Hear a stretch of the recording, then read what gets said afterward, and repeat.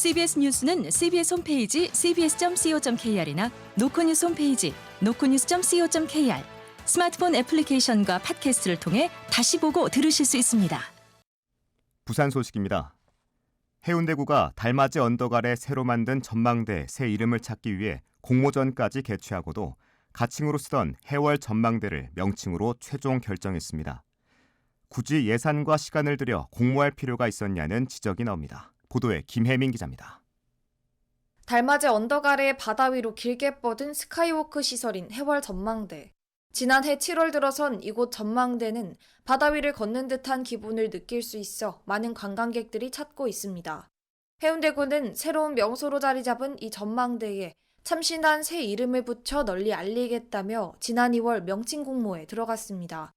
최우수 상금 100만 원이 걸린 공모에는 모두 1,058건이 접수됐고 해운대구는 참신함과 목적성, 대중성을 기준으로 평가한 결과를 발표했습니다. 최우수작에 선정된 전망대의 새 이름은 엉뚱하게도 지금까지 가칭으로 사용해온 해월 전망대였습니다. 우수작은 해운대 해월 전망대, 장려는 달맞이 해월 전망대가 선정되는 등 전반적으로 참신함과는 거리가 먼 결과가 나왔습니다. 지역에선 가칭을 그대로 정식 명칭으로 선정할 거면 왜 시간과 예산을 들여 공모를 진행했냐는 비판이 터져나옵니다. 해운대구 주민 장모 씨입니다. 참신하지 않지 않습니까? 그 해울성이라는 거는 아주 오래전부터 쓰던 이름인데 굳이 그 이름을 갖다가 다시 쓸 것 같으면 왜 공모까지 해가면서 시간 낭비하고 예산 낭비합니까? 해운대구는 내외부 심사를 거친 결과며 같은 명칭이 여러 건 접수되는 등 응모작들이 크게 차별성이 없었던 사정도 있었다고 해명했습니다. 그러면서 상금으로 내걸었던 100만 원을 모두 지급하는 대신 50만 원을 특별 시상금 명목으로 최우수작을 제출한 응모자에게 지급했다고 덧붙였습니다. CBS 뉴스 김혜민입니다. 부산을 찾은 외국인 관광객은 평균 6.2일 머물고 1인당 828달러, 우리 돈으로 115만 원가량을 쓴 것으로 집계됐습니다. 갈수록 체류 시간과 쓰는 비용이 늘고 있습니다. 김혜경 기자입니다. 부산관광공사가 지난해 부산을 찾은 외국인 1,000여 명을 대상으로 조사한 결과 평균 체류 기간은 6.2일이었습니다. 이는 2023년 4.4일보다 늘어난 겁니다. 1인당 총 지출 비용도 828.4달러로 전년도 567달러보다 증가했습니다.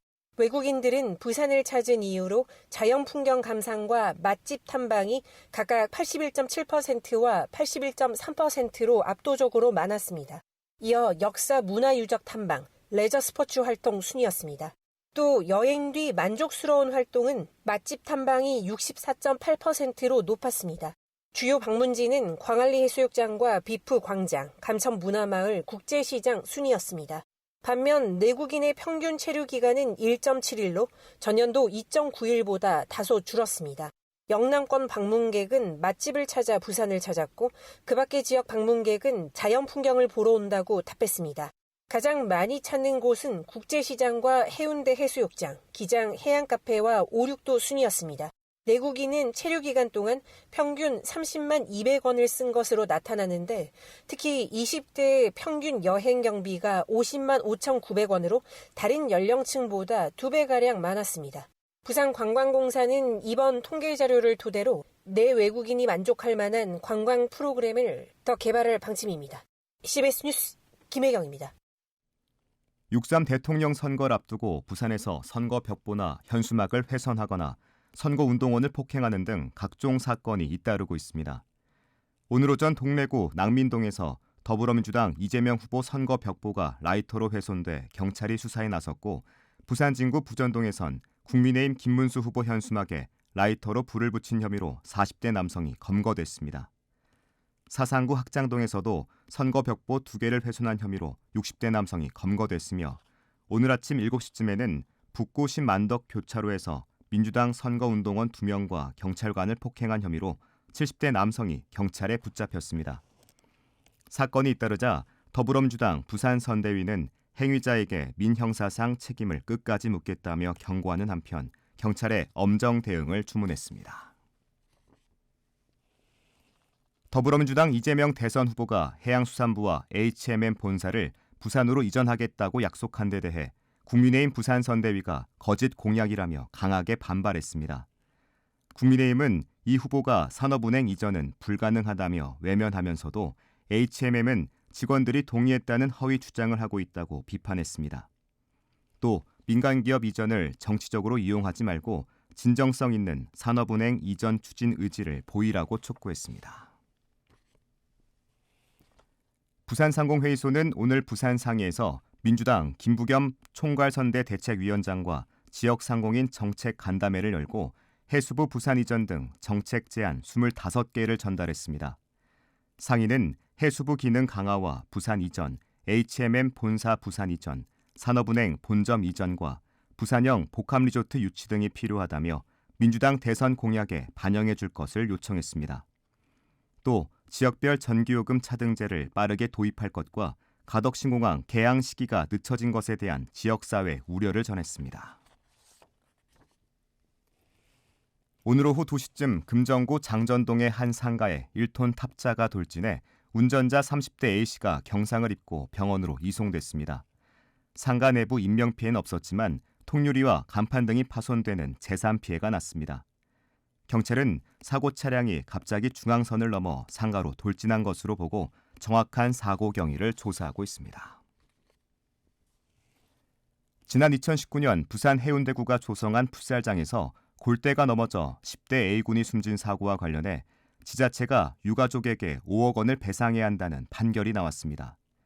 부산지법 동부지원 민사 1부는 유가족이 해운대구를 상대로 낸 손해배상 청구 소송에서 피고는 원고에게 5억 3천만 원을 지급하라고 선고했습니다. 재판부는 골대를 고정하는 앵커 플레이트가 처음엔 설치돼 있었지만 사고 당시 모두 빠져 있는 등 설치 관리상 하자가 인정된다며 담당 지자체인 해운대구에도 영조물 관리 책임이 있다고 판결했습니다.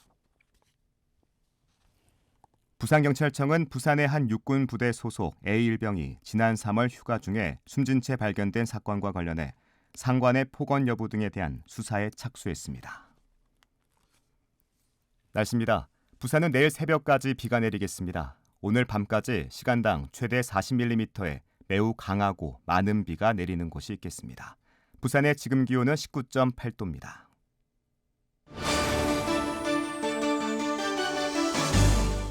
부산 CBS 저녁 종합 뉴스를 마칩니다. 지금까지 진행해 엔지니어 최혜지, 기자 정혜린, 아나운서 국재일이었습니다.